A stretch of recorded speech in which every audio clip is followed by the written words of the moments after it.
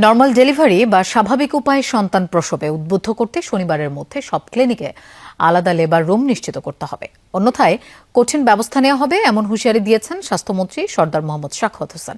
এমনকি হাসপাতালের লাইসেন্সও বাতিল করা হতে পারে বলেও জানান তিনি।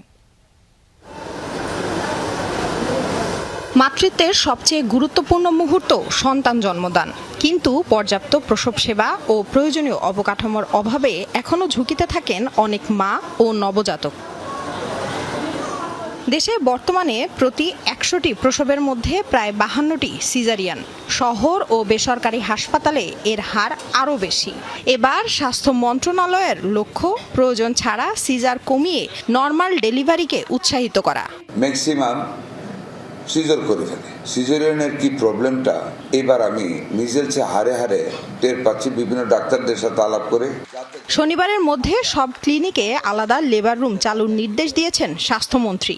নির্দেশনা না মানলে ক্লিনিকের বিরুদ্ধে আইনগত ব্যবস্থা, এমনকি লাইসেন্স বাতিলেরও হুঁশিয়ারি দেন তিনি। আগামী শনিবারের মধ্যে বাংলাদেশের সকল ক্লিনিকগুলিতে লেবার রুম প্রতিষ্ঠিত করতে হবে। যারা না করবে তাদের লাইসেন্স বাতিল করে দেব এবং সেই ক্লিনিক বন্ধ করে দেব। মন্ত্রী বলেন, এক সময় গ্রামে দক্ষ দায়ের মাধ্যমে স্বাভাবিক প্রসব ছিল প্রচলিত। এখন অপ্রয়োজনীয় সিজারের প্রবণতা বাড়ছে, যা মা ও নবজাতকের স্বাস্থ্যের জন্য উদ্বেগের কারণ। During the time of pregnancy 4টা স্টেজে মেয়েদের পরীক্ষা করতে হয়। 2টা স্টেজ পর্যন্ত কথা শুনে 2টা স্টেজের পরে দালাল লাগে পিছনে। আমাদের মায়েরা ভীতির কারণে, জীবন রক্ষার কারণে দালালদের কথা শুনে এমনভাবে ভয় দেখানো হয়, এখানে কোনো অল্টারনেটিভ থাকে না, চিন্তা করার কোনো রকম বিকল্প থাকে না। এর হাত থেকে এই জাতিকে আমাদের রক্ষা করতে হবে।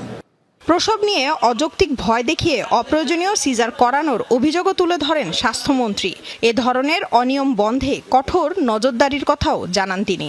বিভিন্ন ভয়ভীতি দেখা ডাক্তারদের, আপনার এই প্রবলেম, ওই প্রবলেম, ফ্যাটার লাইনে প্রবলেম, ন্যারো প্যাসেজ, অপারেশন না করে বাড়া যাবে। আর স্বামীকে কি বলে, বাচ্চা চান না বউ চান। লামিয়া তিথি, যমুনা নিউজ, ঢাকা।